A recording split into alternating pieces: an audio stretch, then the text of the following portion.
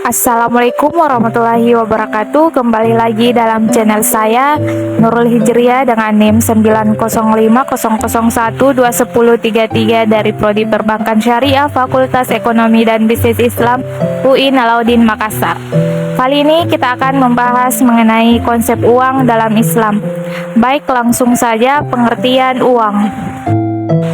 Uang adalah sebuah alat yang digunakan sebagai media alat tukar dalam transaksi ekonomi dan memiliki nilai yang dapat diterima secara umum. Juga digunakan untuk membeli barang dan jasa. Kriteria dan fungsi uang.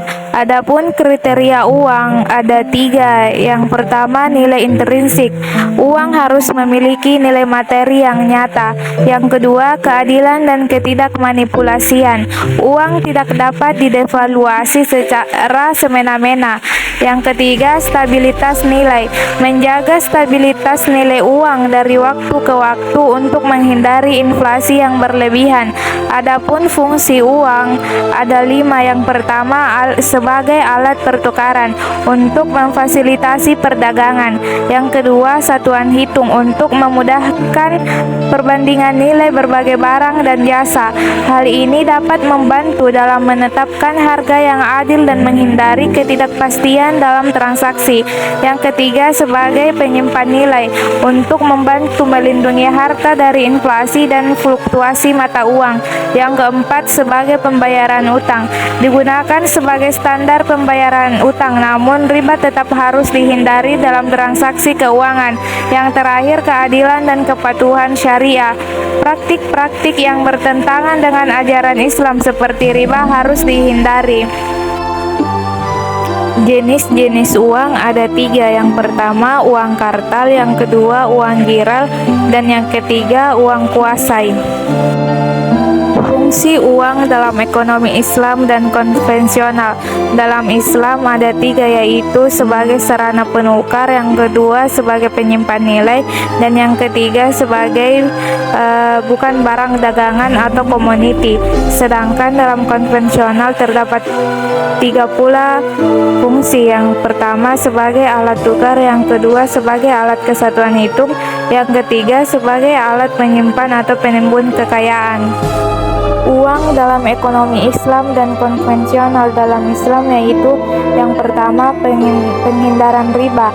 Dalam ekonomi Islam, praktik riba dianggap haram dan dikecam. Oleh karena itu, transaksi dengan bunga atau riba dilarang. Yang kedua, nilai intrinsik uang mendorong penggunaan uang yang memiliki nilai yang lebih stabil.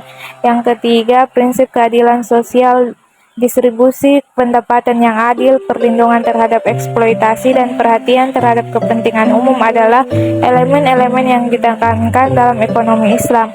Yang keempat, zakat dan sedekah.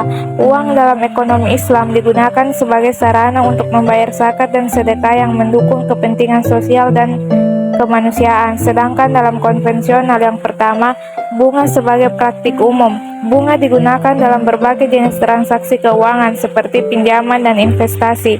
Yang kedua, nilai intrinsik bukan prioritas. Uang dalam ekonomi konvensional tidak selalu memiliki nilai intrinsik yang diutamakan. Yang ketiga, maksimasi laba. Sistem ekonomi konvensional seringkali mengutamakan maksimasi laba sebagai tujuan utama, tanpa mempertimbangkan aspek-aspek etika dan sosial. Yang keempat, tidak ada kewajiban agama.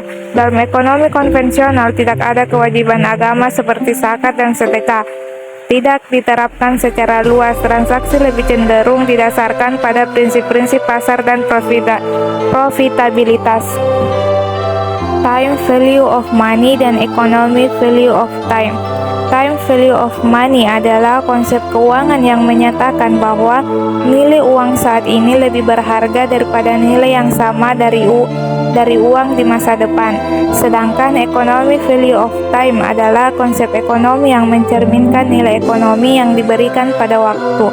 Ini mengacu pada besarnya nilai ekonomi atau keuntungan yang dapat diperoleh atau hilang sebagai akibat dari alokasi waktu ke berbagai aktivitas atau keputusan ekonomi. Dalam konteks ini, waktu dianggap sebagai aset yang memiliki nilai ekonomi dan oleh karena itu perlu dipertimbangkan dalam pengambilan keputusan ekonomi. Adapun kesimpulan dari materi yang telah saya paparkan adalah konsep uang dalam Islam menekankan prinsip-prinsip etika, adil, dan sosial dalam penggunaan uang, serta menghindari praktik riba dan ketidakadilan dalam transaksi keuangan. Ini menciptakan dasar untuk sistem keuangan yang sesuai dengan prinsip-prinsip syariah dan menghormati nilai-nilai Islam. Baiklah, itu saja materi yang dapat saya paparkan. Semoga dapat bermanfaat bagi kita semua. Sampai jumpa di video selanjutnya. Wassalamualaikum warahmatullahi wabarakatuh.